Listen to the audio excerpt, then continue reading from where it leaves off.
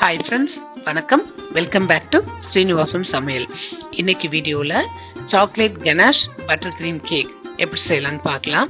இந்த கேக் ரொம்ப ரொம்ப சிம்பிளான இன்க்ரீடியன்ஸ்லேயே நான் பண்ணிட்டேன்.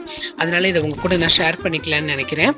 இந்த கேக் பண்ணுறதுக்கு நான் ரொம்ப பிரத்யேகமாக எந்த பொருளுமே வாங்கலை, வேறு எந்த திங்ஸுமே நான் யூஸ் பண்ண கிடையாது.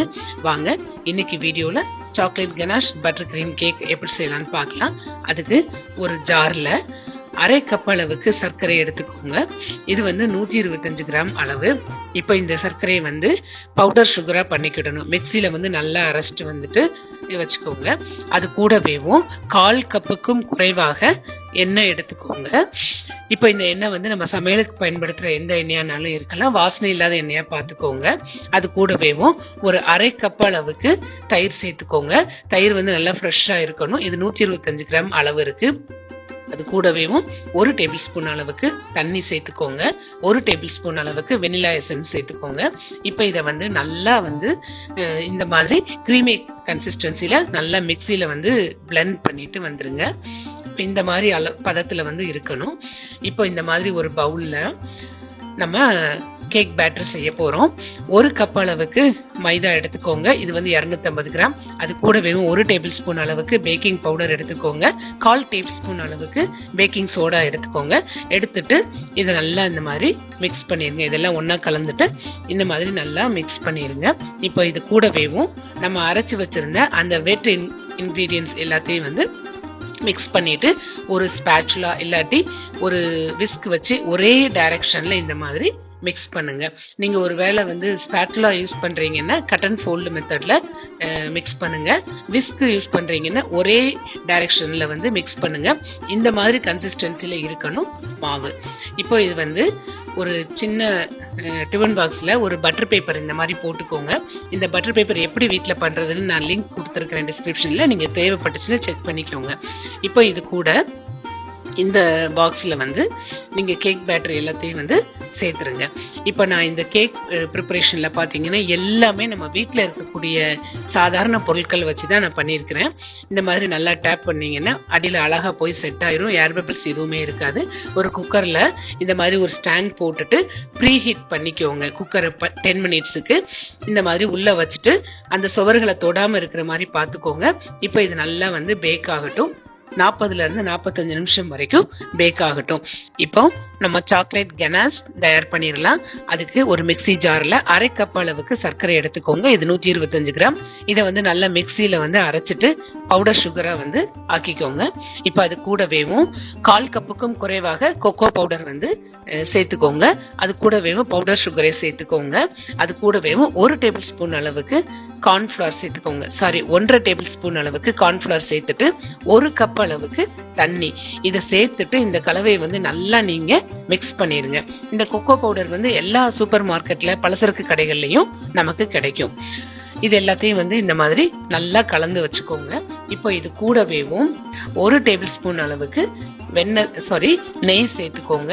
ஆக்சுவலா இதுக்கு பட்டர் சேர்க்குறாங்க. நம்ம பட்டர் சேர்க்கணுங்கிற அவசியம் கூட இல்லை. நெய்யை நீங்க ஃப்ரிட்ஜில் வச்சுட்டு அதை எடுத்து இந்த மாதிரி கட்டியா இருக்கிற பதத்துல சேர்த்துட்டு நல்லா கலந்துருங்க. இப்போ நம்ம ஸ்டவ்ல வச்சு இதை நல்லா மிக்ஸ் பண்ணிட்டே இருக்கணும். இது கொஞ்சம் நேரத்துல அப்படியும் கட்டிப்பட ஆரம்பிக்கும். ஒரு சிரப் மாதிரி வர ஆரம்பிக்கும். அது வரைக்கும் இதை நம்ம நல்லா மிக்ஸ் பண்ணிட்டே இருக்கணும். இப்போ அந்த பதத்துக்கு வந்துருச்சு. இப்போ ஸ்டவ் ஆஃப் பண்ணிட்டு அது நல்லா ஆற வச்சிருங்க. இப்போ நம்ம பட்டர் க்ரீம் செய்ய ஆரம்பிச்சிடலாம்.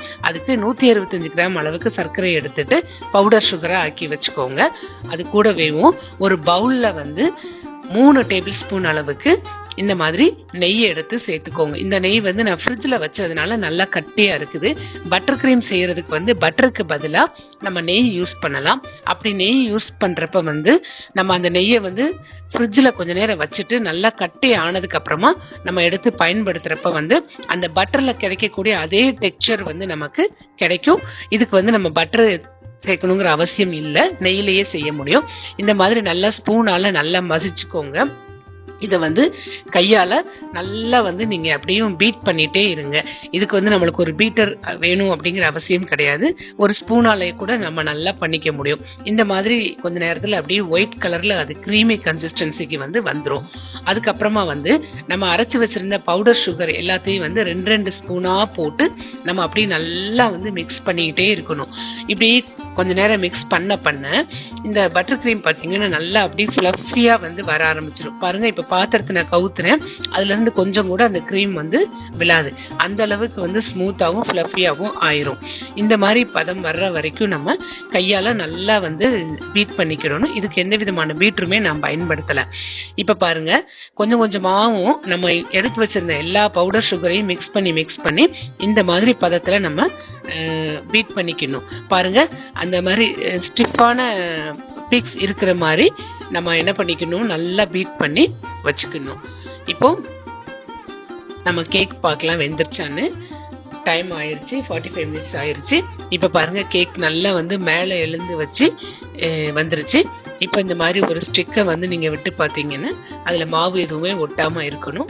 இப்போ மாவு எதுவுமே ஒட்டலை, கேக் வந்து ரெடி ஆயிடுச்சு. இப்போ நம்ம எடுத்துடலாம். இதை வந்து நல்லா ஆறுனதுக்கு அப்புறமா ஒரு கத்தியால் இந்த மாதிரி சுற்றி டீமோல்டு பண்ணிக்கோங்க. பண்ணிட்டு இந்த டிஃபன் பாக்ஸ் அப்படி கவுத்துனீங்கன்னா கேக் வந்து அழகா வெளியில வந்துடும்.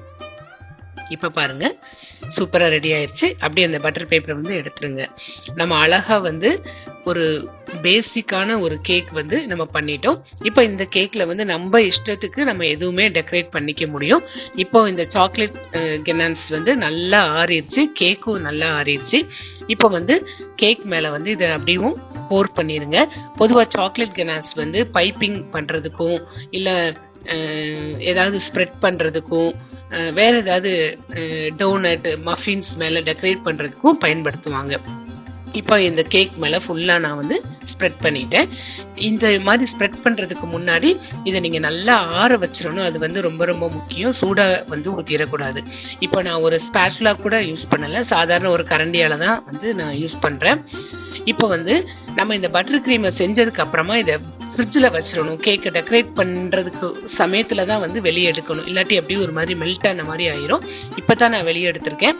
எடுத்துட்டு பழையபடியும் ஒரு 2 மினிட்ஸ் வந்து நல்லா நீங்கள் பீட் பண்ணிடணும். இந்த மாதிரி ஒரு டம்ளர் எடுத்துக்கோங்க. நான் இன்னைக்கு இந்த மாதிரி நாசில் எடுத்திருக்கிறேன், பைப்பிங் பேக் போட்டு. இது வந்து use and throw piping back தான். இது வந்து ஆன்லைன்லேயே உங்களுக்கு அவைலபிளாக இருக்கும். அப்படி இல்லாட்டி கூட நீங்கள் ஏதாவது ஒரு கவர் யூஸ் பண்ணிக்கோங்க. இப்போ இதுக்குள்ளே நம்ம பட்டர் க்ரீமை வந்து ஃபில் பண்ணியாச்சு. ஆக்சுவலாக இந்த பட்டர் க்ரீமில் நான் நெய்யும் சர்க்கரையும் மட்டும்தான் சேர்த்துருக்கிறேன். இந்த மாதிரி டிசைனில் வந்து நீங்கள் யூஸ் பண்ணிக்கோங்க. இப்போ உங்களுக்கு பிடிச்ச டிசைனில் வந்து நீங்கள் டெக்கரேட் பண்ணிக்கோங்க. இந்த இடத்துல நான் உங்ககிட்ட ஒரு விஷயத்தை ஷேர் பண்ணிக்கலான்னு நினைக்கிறேன். ஆக்சுவலாக வந்து இந்த கேக் நான் என்னுடைய ஹஸ்பண்ட்காக பண்ணினேன். அவங்கள கட் பண்ண சொல்லணும் அப்படிங்கிறதுக்காக நான் குயிக்காக ஃப்ரிட்ஜில் இருந்து எடுத்துட்டேன். நீங்கள் சாக்லேட் கனாஸ் வந்து கேக் மேலே ஸ்ப்ரெட் பண்ணியிருக்கீங்க அப்படின்னா அந்த சாக்லேட் கனாஸ் வந்து நல்லா வந்து ஃப்ரீஸ் ஆகுற வரைக்கும் நீங்கள் ஃப்ரிட்ஜில் வச்சுருங்க. அப்போ தான் வந்து அது மெல்ட் ஆகாமல் இருக்கும். இந்த மாதிரி பைப்பிங் பண்ணுறப்ப வந்து டிஸ்டர்ப் ஆகாமல் இருக்கும். நான் வந்து கொஞ்சம் என் ஹஸ்பண்ட் வெளியில் கிளம்புறாங்க அப்படிங்கிறதுனால டக்குன்னு வந்து வெளியே எடுத்துட்டேன் நான். நீங்கள் அது மாதிரி பண்ணாதீங்க. கூட கொஞ்சம் நேரம் ஃப்ரிட்ஜில் வச்சுட்டு சாக்லேட்டில் நல்லா செட் ஆனதுக்கப்புறமா வெளியே எடுத்து டெக்கரேட் பண்ணுங்கள். இது உங்க கூட ஷேர் பண்ணிக்கலான்னு நினைக்கிறேன். Hi Baba, wish you very very happy birthday. Thank you. உங்களுக்காக நான் இன்னைக்கு ஒரு கேக் பண்ணியிருக்கேன். கட் பண்ணுறீங்களா? ஓ sure, thank you very much. Okay, வாங்க கட் பண்ணலாம். Okay.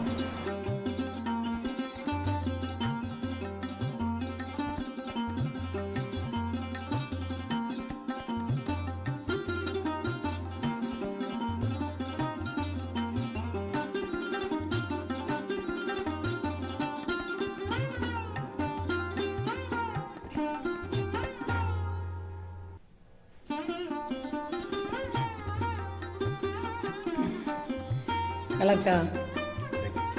Okay, you welcome. Wish you very very happy birthday.